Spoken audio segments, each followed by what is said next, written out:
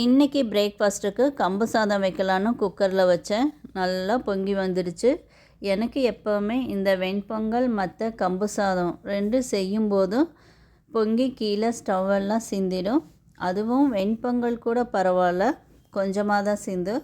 ஆனால் கம்பு சாதம் செய்யும்போது எப்போவுமே அது குக்கரில் பொங்கி சிந்தி கீழே ஸ்டவ்வெல்லாம் ஆகிடும். ஸோ எப்பவும் போல் இன்றைக்கும் ஸ்டவ் க்ளீன் பண்ணுற வேலை வந்தாச்சு. ஸ்டாண்டெல்லாம் எடுத்து க்ளீன் பண்ணிவிட்டு ஸ்டவ்வில் கொஞ்சமாக ஸ்ப்ரே பண்ணி அதுவும் எல்லாம் க்ளீன் பண்ணி முடித்தாச்சு. அதுக்கப்புறமா கிளம்பி ஃப்ரெண்டு வீட்டுக்கு போனேன்.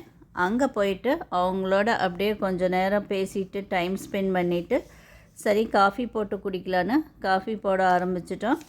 எனக்கு எப்போவுமே என் ஃப்ரெண்டு வீட்டுக்கு போனால் காஃபி குடிப்பேன். ஏன்னா அவங்க காஃபி அவ்வளோ அருமையாக போடுவாங்க. அவங்க காஃபி போடுற மெஷினே பார்த்திங்கன்னா ஒரு 4-5 வச்சுருப்பாங்க.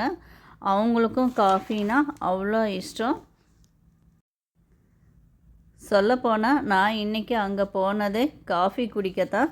ஸோ அப்படியே 2 பேரும் ஜாலியாக அரட்டை அடிச்சுட்டு காஃபி குடிச்சிட்டு அந்த டே ரிலாக்ஸ் பண்ணியாச்சு.